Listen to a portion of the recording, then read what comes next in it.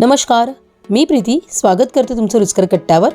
आज आपण पाहणार आहोत मिठाईतील एक पदार्थ, ते म्हणजे बेळगावमधील सुप्रसिद्ध मिठाई बेळगावी कुंदा। अगदी कमी साहित्यात तयार होणारा हा बेळगावी कुंदा भारतात आणि भारताबाहेर सुद्धा खूप प्रसिद्ध आहे। तर हा पदार्थ कसा तयार होतो हे पाहण्यासाठी जाऊयात किचनमध्ये। इथे आपण कुंदा बनवण्यासाठी 2 लिटर दूध घेतलेलं आहे, 1 वाटी अख्खी साखर घेतलेली आहे, 1 वाटी दही घेतलेलं आहे। आता सुरुवातीला आपण दूध जे आहे ते गरम करायला ठेवणार आहोत। दूध आपल्याला कंटिन्यूशनमध्ये हलवायचं आहे आणि आपल्याला हे 2 लिटर दुधाचं साधारण पाऊण लिटर होईपर्यंत हे दूध आपल्याला आटवून घ्यायचं आहे।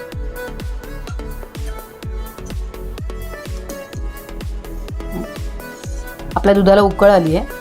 आता आपण हे व्यवस्थित बाजूला जे साई लागलेली आहे ती व्यवस्थित याच्यात मर्ज करून घेऊया आणि हे आता हलवत राहायचं आहे आपल्याला, नाही तर दूध खाली लागू शकतं आपलं। 2-2 मिनिटांनी आपल्याला व्यवस्थित खालवून दूध हलवून घ्यायचं आहे।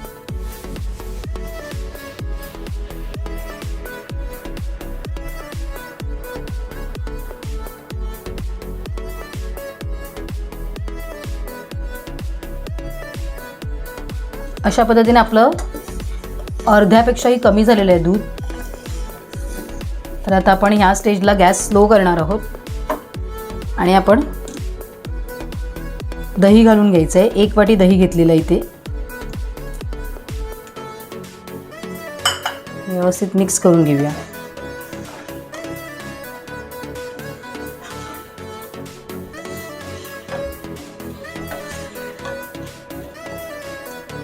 पण दही मिक्स करून घेतलेलं आहे, तसंच आपण 1 वाटी साखर सुद्धा घालणार आहोत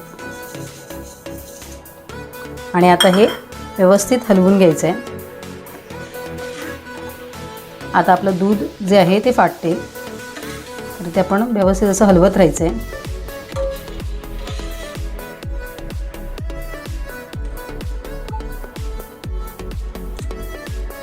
बघू शकता आपलं दूध आता फाटायला सुरुवात झालेली आहे।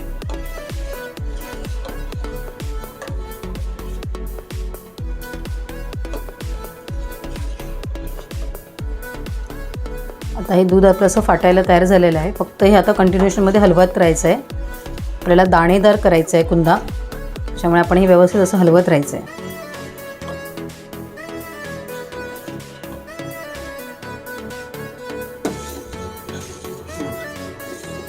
आता हे मिक्सचर आपलं आटतं आहे, तोपर्यंत आपण एक अर्धी वाटी अजून साखर घेतलेली आहे, ती कॅरेमलाइज करून घेणार आहोत। तर आपण त्यासाठी एक पॅन घेतलेला आहे। आता ह्या पॅनमध्ये आपल्याला काहीच टाकायचं नाही आहे, डायरेक्टली आपण साखर घेणार आहोत। आता ही साखर व्यवस्थित अशी हलवून घ्यायची आहे।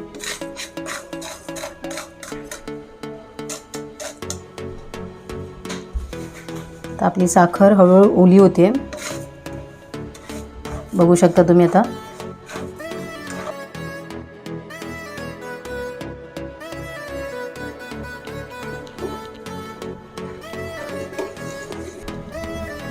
तुम्ही बघू शकता आपली साखर कॅरेमलाइज झालेली आहे। अजून 1-2 मिनिटं आपण करून घेऊया, थोडा डार्क कलर करूया।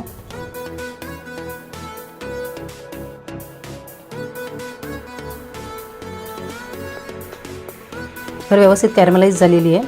आता आपण ही साखर जी आहे ती आपण त्या मिश्रणात मिक्स करायची।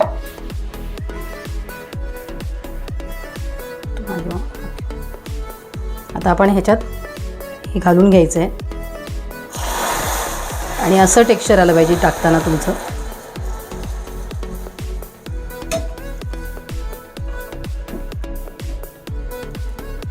आता आपण हे दूध जे आहे फाटलेलं ते आपण व्यवस्थित पुन्हा हलवणार आहोत।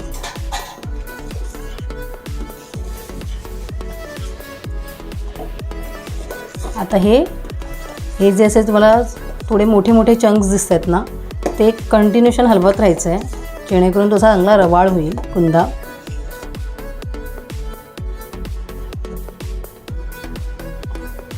हे सगळं मिश्रण आपण ना ज्या पॅनमध्ये कॅरेमलाइज केलेलं साखर त्याच पॅनमध्ये घेतलेलं आहे, जेणेकरून आपलं हे सगळं आता लवकर आटेल आणि खाली लागणार नाही आणि हे पसरट असल्यामुळे ते प्रोसेस लवकर होईल. आता हे आपल्याला फक्त हलवत राहायचं आहे. अशा पद्धतीने आपल्याला एक अर्धा तास झालेला आहे. अजून आपल्याला एक 10 मिनटं लागतील. हे पूर्ण सुकणार आहे, तर सगळं पाणी जाणार आहे. तुम्ही बघू शकता कलर किती सुंदर आला आहे.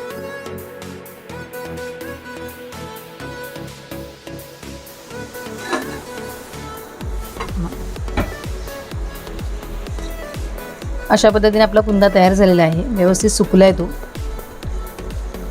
तुम्ही बघू शकता पूर्ण पॅनभर होता पाणी त्याच्यात. आता आपण हे जवळजवळ अर्धा तास ते 40 मिनटं आपण हे आटवून आपला कुंदा तयार झालेला आहे. आता ह्या स्टेजला आपण त्याच्यामध्ये एक चमचाभर तूप घालणार आहोत. हे ऑप्शनल आहे, जर तुम्हाला घालायचं असेल तर तुम्ही घालू शकता.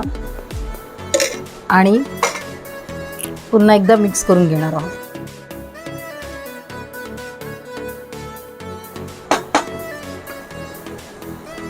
आपण याच्यामध्ये चिमूटभर वेलची पावडर घालणार आहोत. ही ऑप्शनल आहे, जर तुम्हाला आवडत असेल तर तुम्ही घाला. आणि आता आपण हा कुंदा गॅसची फ्लेम बंद करून सर्व करूया.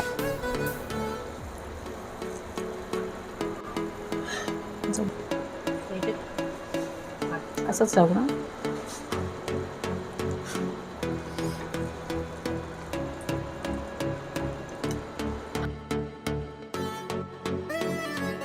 अशा पद्धतीने आपला बेळगावी कुंदा तयार झाला आहे.